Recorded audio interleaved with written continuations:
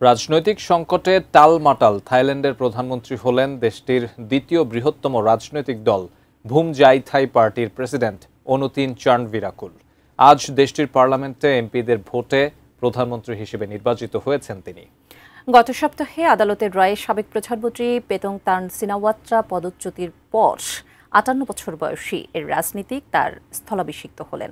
বিস্তারিত ডেস্ক রিপোর্টে।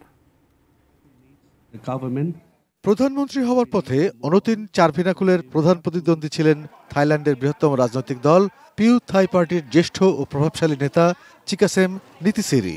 তবে সংখ্যাগরিষ্ঠ এমপি অনুতিনের পক্ষে ভোট দিয়েছেন। থাইল্যান্ডের পার্লামেন্ট হাউস অব রিপ্রেজেন্টেটিভসের মোট আসন সংখ্যা ৪৯২। বিজয়ের জন্য কমপক্ষে ২৪৭ জন এমপির ভোট পাওয়া জরুরি ছিল অনুতিনের জন্য। ভোটের ফলাফল পর্যালোচনা করে দেখা গেছে অনুতিনের পক্ষে ভোট দিয়েছেন ৩১১ জন এমপি।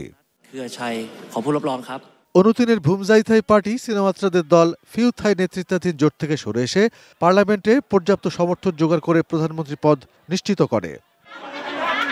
বিশ্বমানের থার্মিক্স রড সালাম স্টিল থার্মিক্স, দেশের একমাত্র থার্মিক্স রড।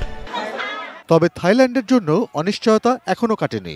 গত কয়েক বছরে দেশটিতে একের পর এক সরকার, আদালতের রায় ও সামরিক অভ্যুত্থানে ক্ষমতাচ্যুত হয়েছে। অনুতিনের প্রধানমন্ত্রী পদে বসার ঘটনা সিনাওয়াত্রাদের পরিবারের জন্য বড় একটি ধাক্কা। ২০০১ সালে পেতাংতার্নের বাবা থাকসিন সিনাওয়াত্রা প্রধানমন্ত্রী হওয়ার পর থেকে দেশটির রাজনীতিতে এই পরিবার আধিপত্য ধরে রেখেছিল। থাকসিন ও তার বোন ইংলাক দুজনেই প্রধানমন্ত্রী হয়েছিলেন, কিন্তু ২০০৬ ও ২০১৪ সালে সামরিক অভ্যুত্থানে তারা ক্ষমতাচ্যুত হন। অতীতে সিনাওয়াত্রাদের জনমুখী নীতি নিম্ন আয়ের থাই জনগণের বিপুল সমর্থন পেয়েছিল।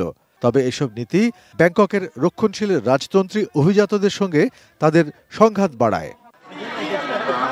অর্পণ Maitra, desk report, ATN news.